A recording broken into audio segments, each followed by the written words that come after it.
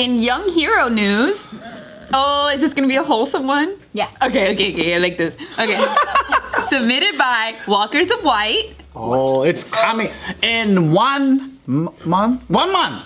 1 more month. A boy saves a girl's life after a Snapchat suicide scare. How did he save her life? This 12-year-old kid from Pittsburgh, he had this friend on Snapchat, this little girl living in Texas. How old is little? They don't tell me her age, but all right. So she posted on Snapchat something about something along the lines of that she's not gonna be here tomorrow. She gonna die. And then that's when Gabe told his parents, like, hey, like, you know, like this doesn't seem right. Like, you know, should we check up on her? Like, there's this chick I've been sending dick pics to. She is not gonna be around.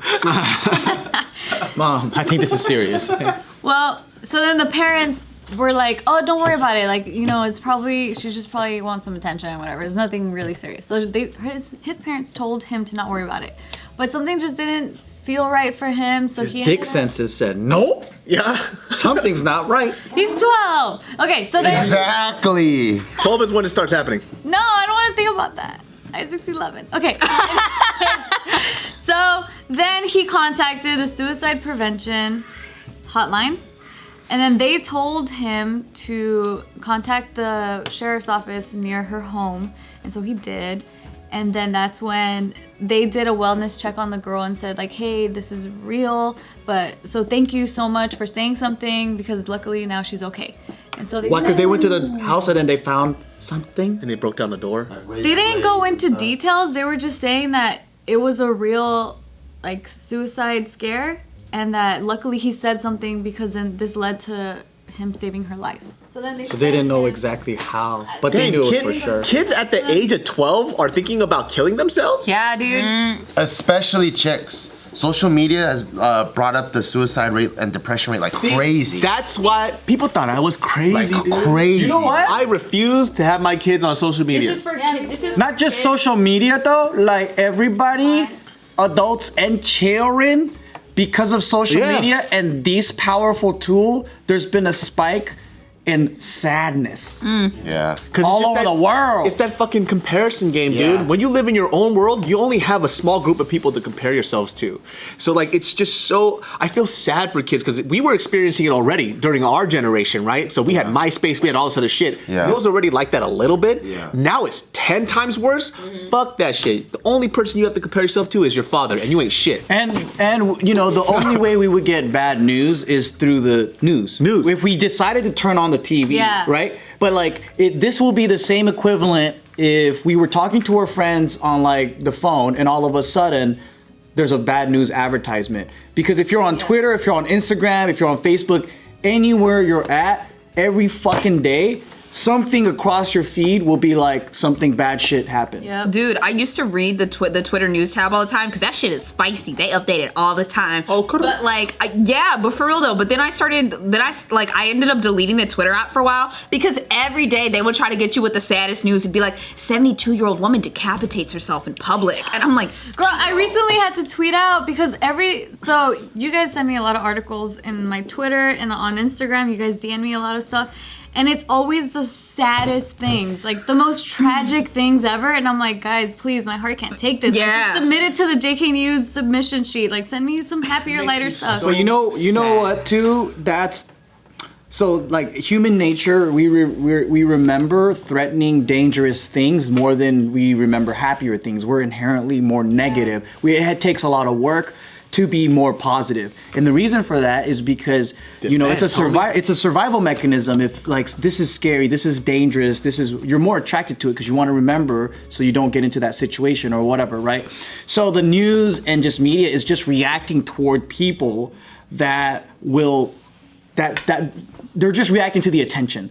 So it's not. I bet you that if people were attracted to positivity and liked sharing that, then they would talk more about it because that's where the dollars are at. But it's not. The dollar's in drama. The dollar's in people, oh my God, this is crazy. This is what happened. A natural disaster. Someone died. Someone fucking fucked their sister. Oh my God. You know? Yeah, no, that's so true because even in my position, like trying to find articles for us to talk about here, I'll go to the subreddit, I forgot what it's called, but it's about good news.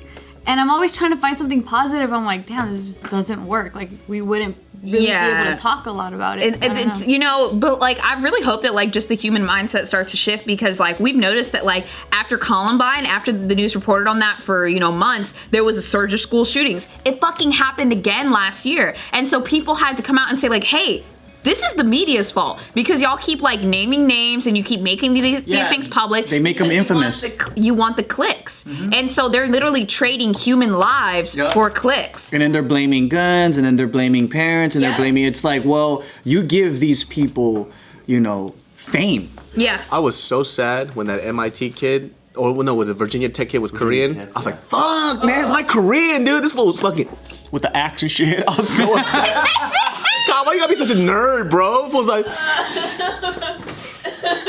fucking stupid. He was posing like he's a LARPer, too. Yeah, dude. I was like, no wonder you got bullied, fool.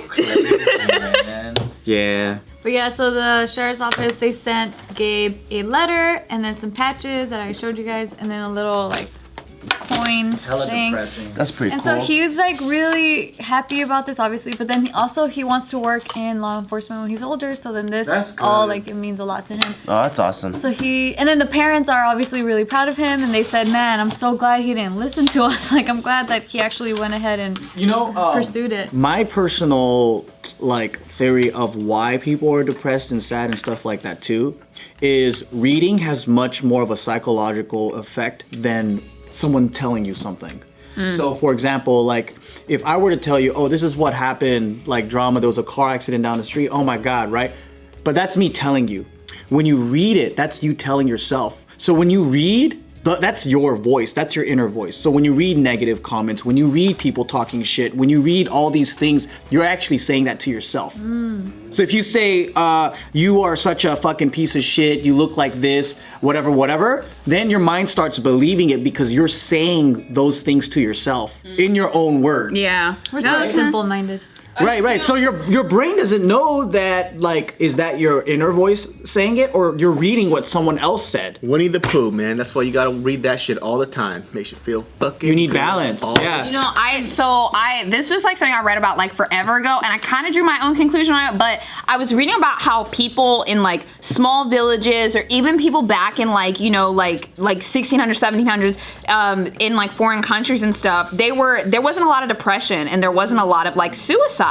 And, you know, by comparison, when you were raised and you're brought into this family and they're like, hey, you're gonna be a textile worker, this is your job, this is what the family does, here's somebody you might marry, here's this girl, and you're just like, great, this is my life. But in America, we're told that there's no ceiling. Like, we have to keep going up. So like when you get born into something and you're like, hey, this is what you can be and this is what your life's gonna be, and you like check off all those boxes, you're like, okay, cool, like this is right. But then in America, it's like, you can do anything, be anyone, you can be famous, you can be rich, you can be this. You're never satisfied. You're never satisfied. You feel like you're never good enough because you're not achieving the top celebrity level, top billionaire level, or whatever. And it's like, as you keep climbing, you join a new ecosystem and you compare yourselves to the top people in that ecosystem. Well, once you get to the top, now you're in the next echelon, you know? That's kind of like saying like how people that went through, what's the word? Like arranged marriages, like they didn't have to deal with so many choices. They just got in and they made it work and they just dealt with it. And then they just kept on. And some people found love and found that through there, but some people got like abused and fucked up.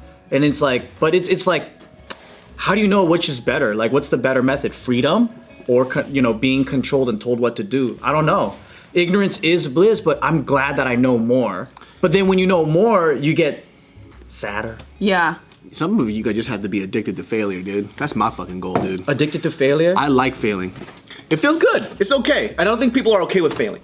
You know what I mean? So like when you could go ahead and have all these fucking options, but you also have to be okay that you're not fucking good at it. And then move on to the next one. So it's not really failure, it's just understanding that this is the ebb and flow of life. Yeah, You do make exactly. mistakes. Nothing's perfect, you fuck up, you win, and you just learn. And you know, I think that's actually a lot harder for people online, because like I do like failure, because you learn and then you move on. But for some reason online, your failures are public. Everyone gets to see them, everyone gets to judge them, and everyone gets to make fun of you. And you know, your failure sometimes becomes a little bit bigger of a blunder than it should have been. But those are more awesome because I feel like, at least for my case, my failures are funnier. So I want to do an amateur fight, right? If I beat the fuck out of someone, I might get like 5 people that go, oh wow, that was so good, Bart, you're so good.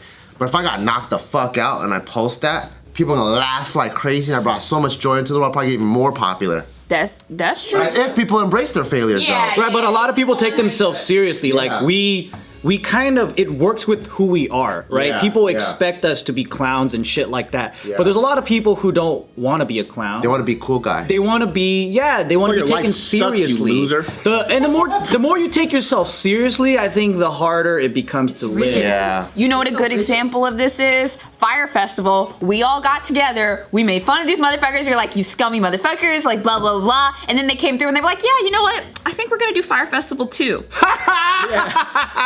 Yeah. That's funny.